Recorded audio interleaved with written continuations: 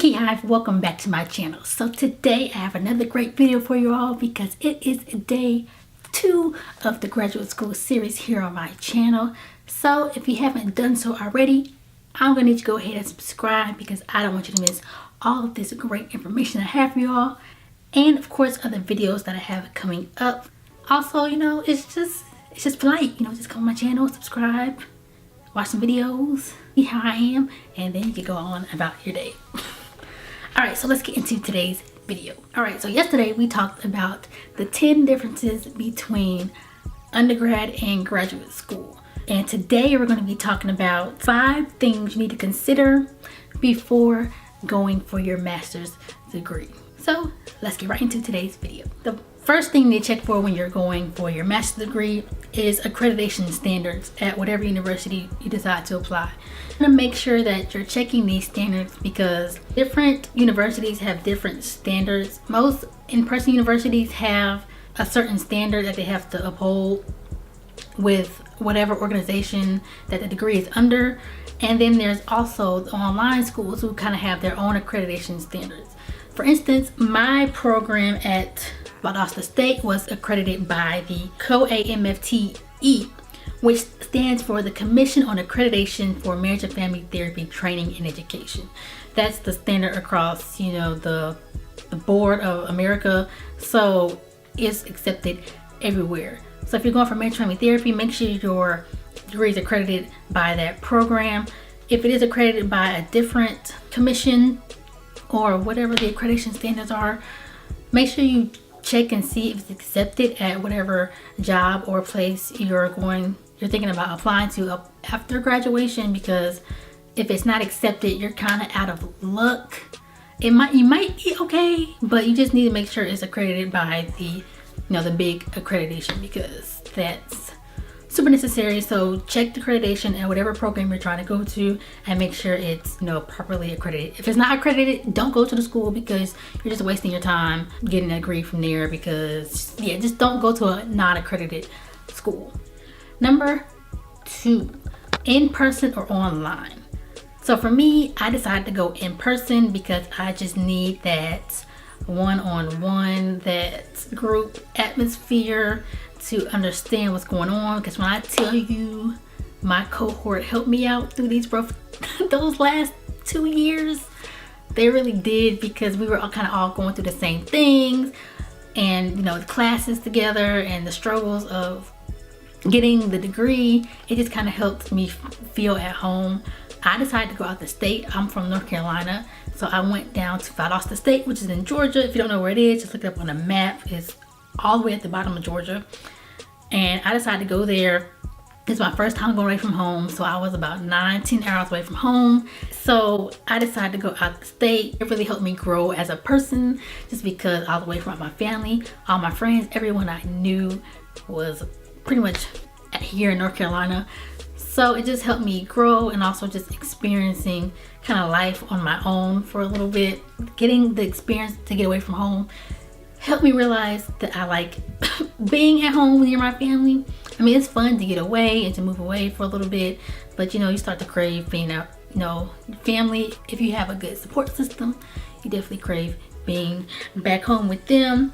So if you decide to do in person, just make sure you check out the program, go visit, go talk to some current students, talk to the staff, and just really get a feel. You want to interview the school to make sure that's something you want to be, because you don't want to waste your money going to a school where you just don't feel comfortable. So definitely check.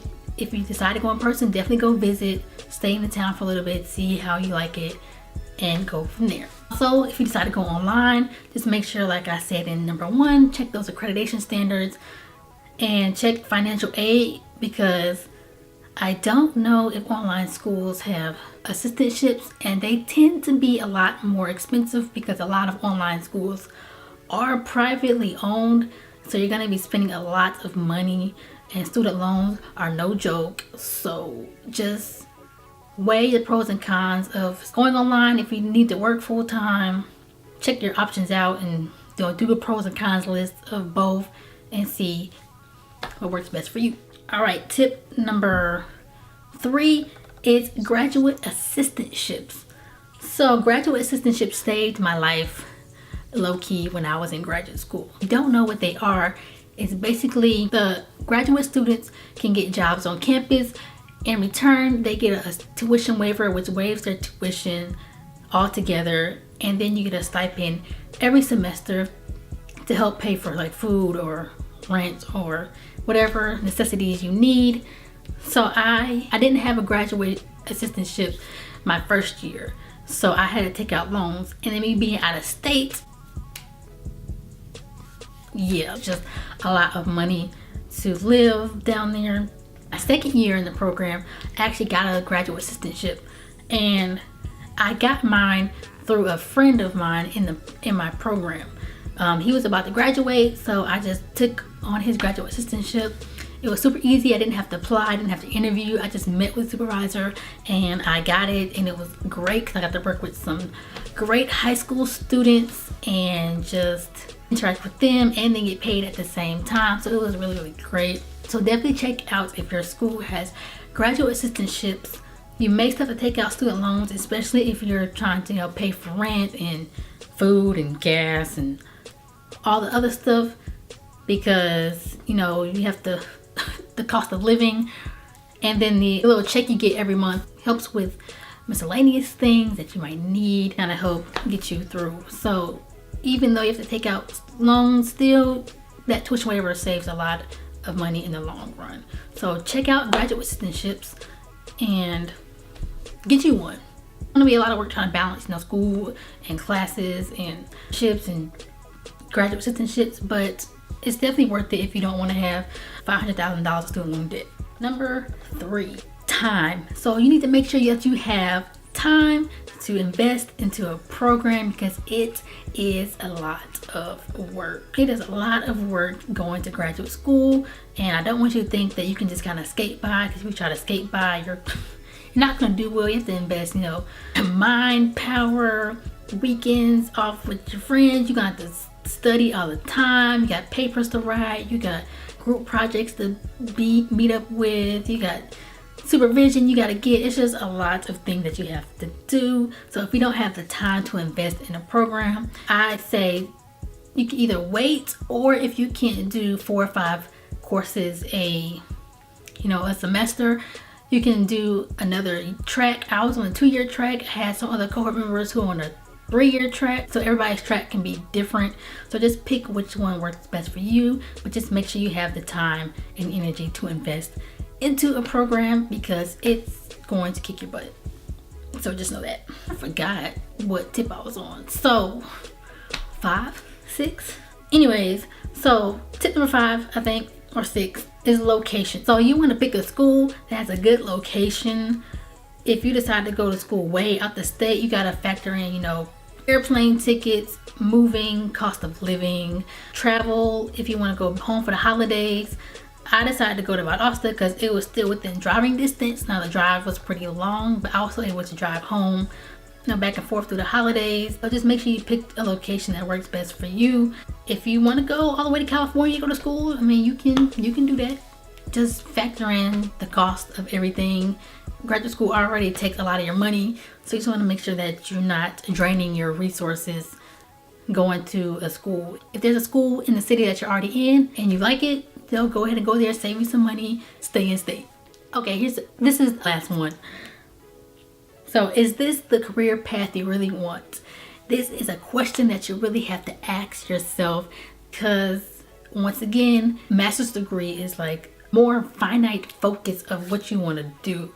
So you don't want to go into the program thinking like, oh, I don't know if I want to do this, I'm not sure. You have to go in super sure of what you want to do, or this is the field you want to go into, because once again, you're investing time, you're investing money, you're investing resources, you're investing a lot into a program, and you don't want to get into the program and then you find out that it's not what it is, or it's not what you thought it was, because that can happen, which is okay. But you just want to make sure that if you do find out the program isn't what you want, that you either have a backup program that you want to go into at the same school, or if you just decide not to finish altogether, that you have like a plan B, because I don't want you all to get into a program and just not have another plan Me, I already knew that I wanted to go into marriage and family therapy. I had no option but to finish. One, because I spent a lot of money, so I wasn't gonna quit anyway. And two, I just knew this is what I wanted to do. So just really take the time to know what you want to do. It's okay if you're sitting there and you're in your senior year, it's your last semester, and you're just like, oh snap, I got about 4 or 5 months before I graduate. I need to find a program now because it starts in the fall. Pause. Just step back, take a deep breath. It's okay if you need to take a gap year, work a little bit, save some money up, and then apply. Graduate school will always be there, so you don't need to rush into it. 'Cause if you rush into it, you might not be satisfied with your end result. Write things down, get it out of your head onto some paper. Talk to some friends who are in the field that you're trying to go into. Talk to people who've already gone through master's programs. Talk to people who have been in PhD programs. Talk to people, get some perspectives. Because if you're in a place where you just don't know what to do and you want to go to school but you just kind of feel overwhelmed, it's perfectly okay. I know how you feel.